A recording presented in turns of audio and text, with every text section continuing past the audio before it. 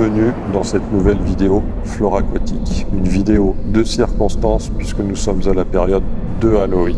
Aujourd'hui, je vais vous parler de la relation entre poissons et humains au travers de 3 histoires basées sur des faits réels. Connaissez-vous l'histoire de Moropia ? Nous sommes en Papouasie-Nouvelle-Guinée, sur les abords du fleuve Sepik, dans le village de Yazimango. Moropia est un papou traditionnel qui vit en famille, père de 2 enfants et qui voudrait une fille. Après une dure journée de labeur, comme à son habitude, il va à la rivière se laver. Il choisit un endroit tranquille où personne ne pourra le regarder. Il décide de rentrer dans la rivière. L'eau arrive jusqu'aux chevilles. Tout va bien. L'eau arrive jusqu'aux genoux. Tout va bien. L'eau arrive au bassin, ça va toujours très bien. Mais quand l'eau arrive au nombril, il ressent une vive douleur. Une douleur atroce. Pris de panique, il décide de se mettre en sécurité sur la berge. Il sort de l'eau. Une fois en sécurité, il constate que son entrejambe est gorgée de sang. Et en regardant de plus près, il découvre avec stupeur qu'il lui manque ses 2 testicules. Si je vous dis pacu, ça vous rappelle quelque chose? Ce poisson aux allures de piranha, aux dents humaines, mangeur de noix, ça vous rappelle rien? Colossoma macropomum, c'est son nom scientifique. Le pacu fait partie de la famille des Serrasalidés, des piranhas. Ce n'est pas un piranha carnivore, mais herbivore. Dans son pays d'origine, au Brésil, il se nourrit de noix accrochées aux arbres qui tombent dans l'eau.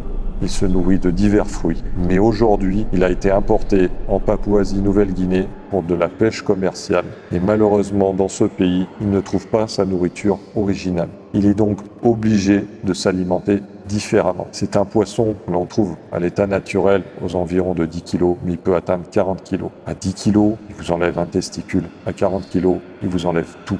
Pourquoi des testicules? Il semblerait que le poisson ait tout simplement confondu les fruits en question et les testicules de Moropia. Conclusion de cette histoire, si jamais vous décidez d'adopter un pacu, faites attention à vos doigts, mais pas que. Nous sommes le 28 octobre 1997. Nous sommes au Brésil, sur les berges du Rio Negro. Un jeune Brésilien qui se baladait avec ses amis a une soudaine envie d'uriner. Sa pudeur l'oblige à rentrer dans la rivière pour faire son forfait. Tout à coup, pendant qu'il se soulageait, il ressentit une douleur aiguë. Et il se rendit compte que quelque chose essayait de rentrer dans son urètre. Malgré ses tentatives désespérées d'extraire l'intrus, il n'a pas eu d'autre choix que de se faire hospitaliser d'urgence. Il a été pris en charge par le docteur Anouar Samad qui, dans un premier temps, après l'avoir ausculté, lui a prescrit des antalgiques. Malheureusement, ceci était totalement insuffisant. Au bout de 4 jours, le patient présentait de la fièvre, des gonflements du scrotum, une distension abdominale probablement provoquée par de la rétention d'urine. Le docteur décide de pratiquer une endoscopie pour évacuer l'intrus. Parce que oui, il y avait bien un invité surprise. Et cet invité surprise, c'est un candirou de 13,4 cm.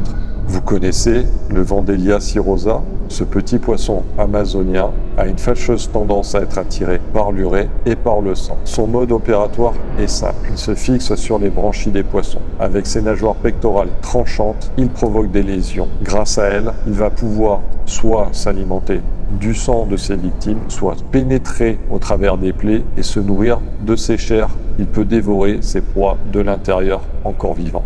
Un vrai démon d'eau douce.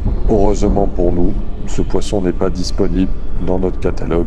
En revanche, si vous décidez d'aller au Brésil, en Amazonie, souvenez-vous de cette histoire.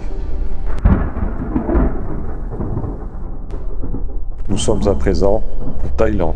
Nous allons faire la connaissance d'un éleveur passionné depuis son plus jeune âge. Il a commencé par des bêtas, puis il a continué avec des arwana et a décidé de se spécialiser dans les raies, magnifiques raies d'eau douce. Les collectionneurs se les arrachent. Certaines de ces raies peuvent coûter le prix d'une voiture neuve. Et un jour, Alors qu'il entretenait ses bassins, il mit malencontreusement sa main sur une raie. Celle-ci, dans un geste de défense, lui planta son dard dans sa main. S'ensuivit une douleur atroce, indescriptible. Elle provoqua vomissements, malaise. Notre pauvre ami a dû se faire hospitaliser d'urgence. Sachez que ces raies sont venimeuses. Il n'y a aucun antipoison. Après une opération pour extraire le dard, notre ami s'en sort avec juste une vilaine cicatrice. Sachez que les raies Potamotrigon sont originaires du Brésil. Ce sont des raies d'eau douce, prisées en aquariophilie. Elles sont magnifiques. Mais ceci dit, avant d'obtenir des magnifiques spécimens, on va faire des croisements entre deux espèces, notamment les Potamotrigon henley et les Potamotrigon leopoldi. Elles peuvent atteindre 80 cm de diamètre, mais surtout, elles possèdent un dard venimeux au niveau de la queue.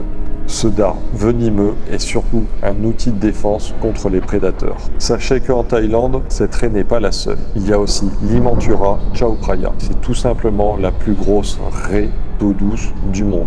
Cette raie géante peut faire jusqu'à 350 kg. Aujourd'hui, ce poisson est protégé, mais grâce aux pêcheurs, on arrive à faire un inventaire piscicole et surtout à essayer de trouver un antipoison.